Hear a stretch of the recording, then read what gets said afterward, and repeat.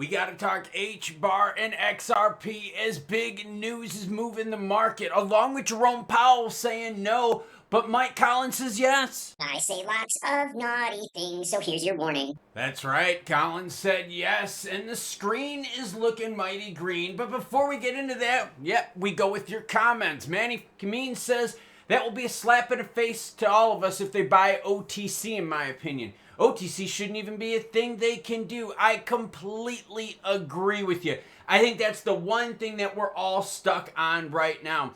Bruce Hansen says, as a silver stacker here as well, I got sick of the manipulation holding the prices down and got talked into crypto. Same shit here, just 100 times faster ups and downs. Wild. And silver recently made its breakout after many, many years of suppression. Come on, you can't buy retail silver like anywhere, and yet the price doesn't reflect it. EK Banjo's World says, so Klaus, what happens to the reserve when BTC crashes following the way of Tether? It doesn't matter if it's Tether that crashes or whatever. But if BTC goes down, then the reserve value goes down. I don't think the United States government's going to be into the whole like buy low, sell high kind of thing. I have a feeling they're going to hold on to this for a bit and then make some money off of it. Is the U.S. hedging against their own stupidity? Bitcoin sitting at 88,826. We need this to get past 90,000, and it all has to do with Jerome Powell saying no, girlfriend. ETH 2191 XRP at 245. We're talking XRP price along with HBAR 24.5. Definitely need to pay attention to these two because they're doing something different. XLM trying to get to that 30-cent mark, up 5% to 29.8. Mike Collins now accepting crypto donations. There's a reason I'm bringing this up. It's his statement. It's his why. You're seeing this change on both sides of the aisle, and that's good for us. Representative Mike Collins, United States Congressman from the state of Georgia, announced that his congressional campaign is now accepting cryptocurrency. Well done. Donations can be made in BTC, ETH, Litecoin, Doge, Solana, USDT, and others. America has been held back by our reluctance to adapt emerging technology, whether that be AI, machine learning, or alternative assets like crypto. I hope that by introducing this platform, I can destigmatize the crypto industry. Love it.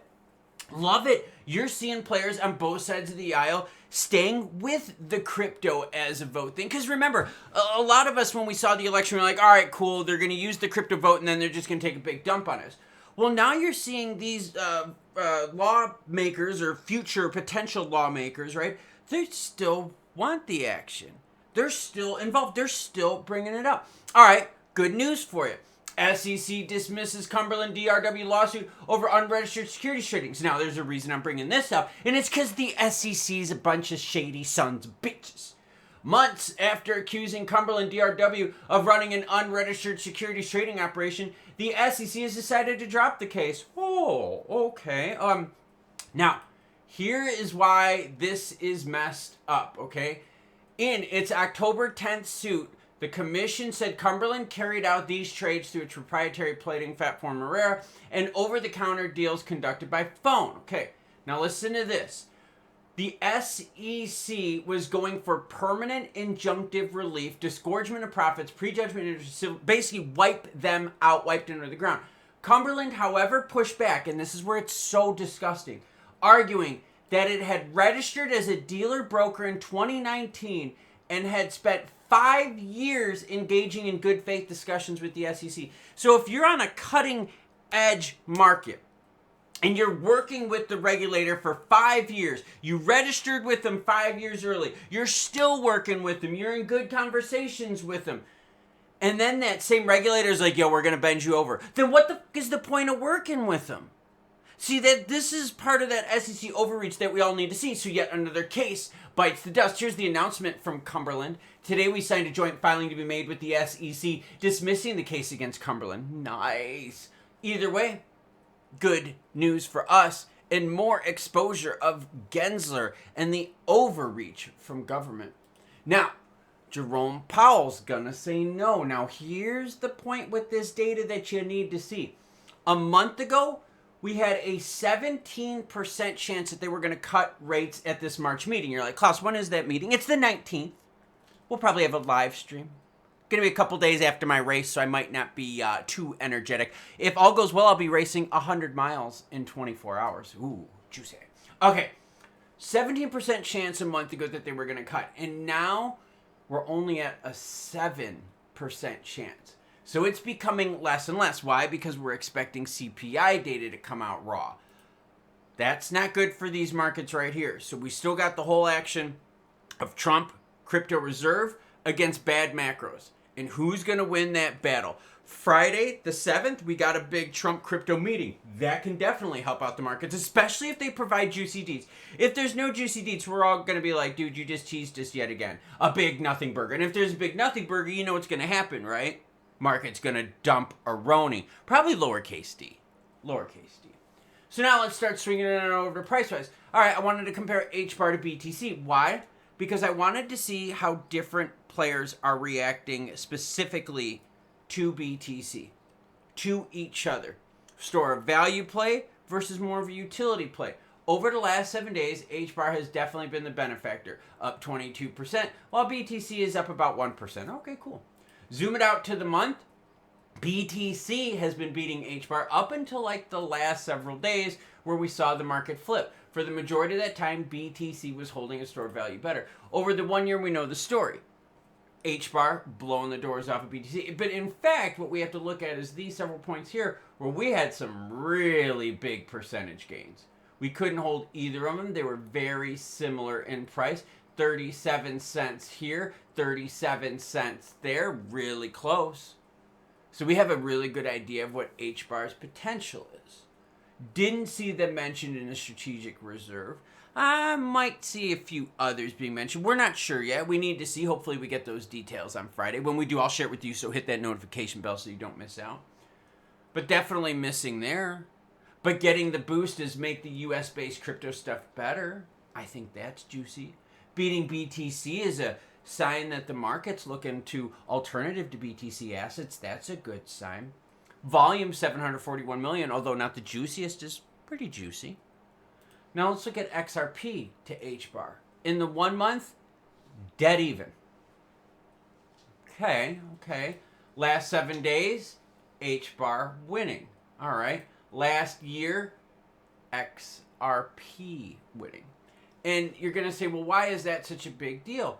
Well, think of the news that XRP has. Direct inclusion in the strategic reserve. You can see right here, clear as day, XRP had a way bigger pumperoni, right?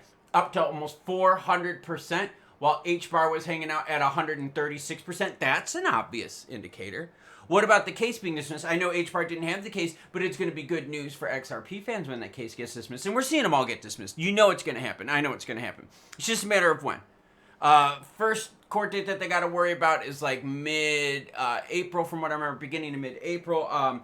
And with the Kraken case done, I think it was the Kraken case's date was 2 weeks earlier than XRP. So the XRP thing we should be hearing about within the next week and a half, I would say. So we're cool there. I'm going to have some good news. ETFs, both of ETFs, right? One was mentioned, though, as a store of value play. The other one also has their CEO going to the meeting on Friday. So it makes sense why XRP is moving more in the 1 year. Also, very cool to see how the utilities are stacking up against BTC. The volume for XRP, juicy, 7.4 volume. I know. It's down 44%, but that's still way juicy. Remember, before the November run-up, before all this crazy stuff, look at the bottom of my screen. There's like jack shit here. Like, there's not much volume there. 703 million, 1 billion, 1.35 billion. They were between 1 to 2 billion on average, XRP. Now, 7, 8, 9, 11, 15 billion. Volume's way up. The ETFs are going to bring more juice to the markets. 2 so far for XRP are confirmed to be buying through exchanges, not over the counter, which is freaking awesome for all of us. HBAR's got the ETF news as well coming. Got to dig deeper to see what their buying is going to be like. We don't want OTC.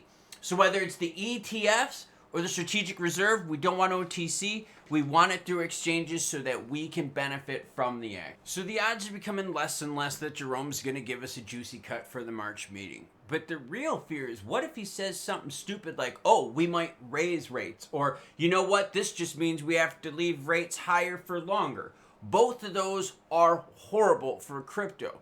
That's where you're seeing the whole store of value play with gold and silver totally starting to roar. Suppressed markets can only be suppressed so long And then all of a sudden, all that buildup just makes things start moving. We're going to see what happens with the strategic asset with XRP, SOL, ADA, BTC, and ETH. We're going to see if they're going to buy over the counter, if they're going to go through exchanges.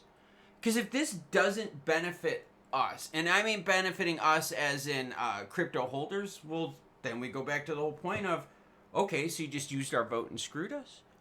If this just benefits the bigs, like, hey, they're going to buy XRP from Ripple over the counter, well, then that benefits Ripple and doesn't benefit us.